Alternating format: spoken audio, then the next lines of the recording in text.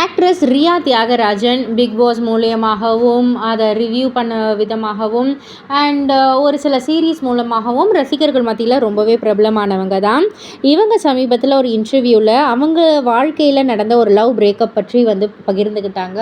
அதாவது அவங்க வந்து படிச்சுக்கிட்டு இருக்கும் காலத்தில் வந்துட்டு ஒரு பையனை வந்து லவ் பண்ணியிருக்காங்க. ரொம்பவே சின்சியராக லவ் பண்ணியிருக்காங்க. அந்த பையன் வந்துட்டு வா கல்யாணம் பண்ணிக்கலாம் அப்படின்ற மாதிரி வந்து கூப்பிட்ருக்காங்க. அப்போ ரியா வந்து சொல்லியிருக்காங்க, நான் ஃபஸ்ட்டு படிச்சுக்கிட்டு இருக்கேன், படிப்பை முடியட்டும், அதுக்கப்புறம் நீ என் வீட்டில் வந்து பேசு, வீட்டில் என்ன சொல்கிறாங்கன்னு பார்ப்போம், அது வந்து எதுவும் இதாக ஆகலை அப்படின்னா அடுத்தது நம்ம என்ன பண்ணலான்னு வந்து நம்ம யோசிப்போம் அப்படின்ற மாதிரி வந்து நான் சொல்லியிருந்தேன்.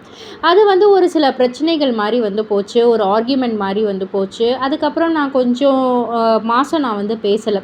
திடீர்னு அந்த வாட்ஸ்அப் ஓப்பன் பண்ணி பார்த்தா ஒரு வீடியோ வருது, ஒரு என்கேஜ்மெண்ட் வீடியோ. நான் லவ் பண்ண பையன் வேறு ஒரு பொண்ணு கூட வந்து மோதிரம் மாற்றி என்கேஜ்மெண்ட் பண்ணிக்கிட்டு இருக்காரு.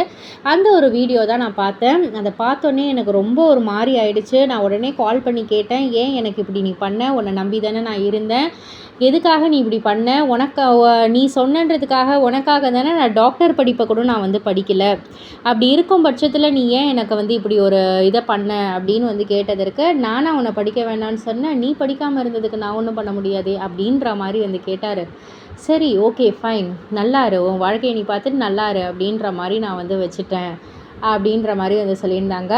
சரி, ஓகே, அவங்களுக்கு வந்து டாக்டர் படிக்கணுன்ற ஆசை, அந்த பையன் வந்து சொல்லி அது வந்து ஏதோ படிக்காமல் போயிட்டாங்க. ஆக்சுவலாக ரியா இப்போ என்ன படிச்சிருக்காங்கன்னா பிடெக் அக்ரிகல்ச்சர் படிச்சிருக்காங்க. இதுவுமே ஒரு நல்ல படிப்பு தான்.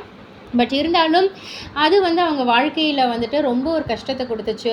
டிஃபிகல்ட் ஆன ஒரு சிச்சுவேஷனாக இருந்தது அந்த ஒரு ஃபேஸ் ஆஃப் லைஃப் அப்படின்ற மாதிரி பகிர்ந்துக்கிட்டாங்க. இதை பற்றி நீங்கள் என்ன நினைக்கிறீங்க? உங்களுடைய கருத்து என்ன அப்படின்றத கீழே உள்ள கமெண்ட் பாக்ஸில் குறிப்பிட்டு சொல்லுங்கள். மறக்காமல் சேனலை சப்ஸ்கிரைப் பண்ணி பக்கத்தில் உள்ள பெல் ஐக்கானை கிளிக் பண்ணிவிடுங்க.